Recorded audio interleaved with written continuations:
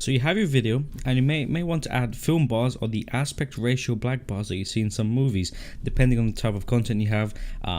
You can put it in, if it's a nice movie, even if it's a video like this, if you want to show off like a more professional scene. So as you can see, this one does not have any filmic bars at all, and the way you add it is really simple. So what you do is you go up here to effects. Once that opens, you search for the effect called crop.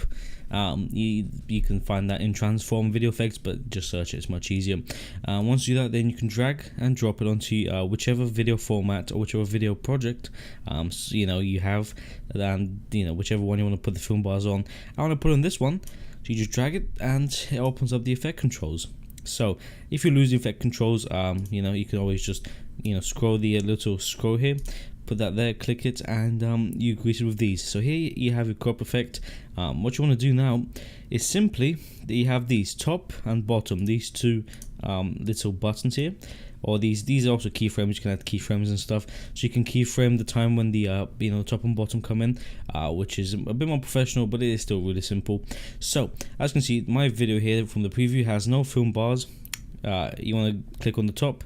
Here it says 0%, and if you type in 15%, press enter, and you have the top bar. And if you want to do the same to the bottom, so it's even 15%. And there you go. That's how you put your film bars in. It's really simple. Obviously it does cut a portion of your video out, but that is to be expected with film bars.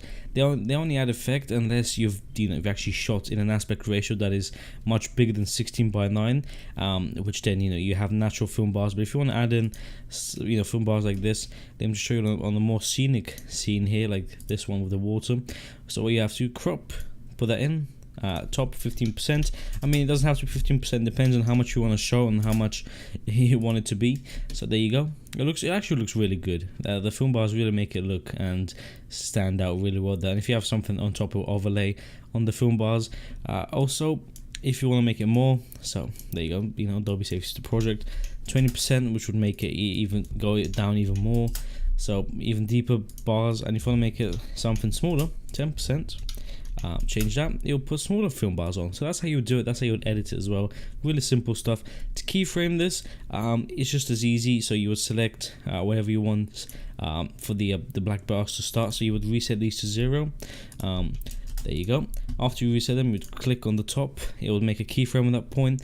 You would then drag to a point, type in 15%. As you can see, mine sort of messed up at the start there. I had something else on top, but here's just an idea. I did from 15 to 30%, and you can do that as well. So it would just add there and stop. So this one starts at 15, this one ends at 30%. Same thing would be from 0 to 15. Really simple, and you'll do that for the bottom. So that's how you add film bars in Premiere Pro.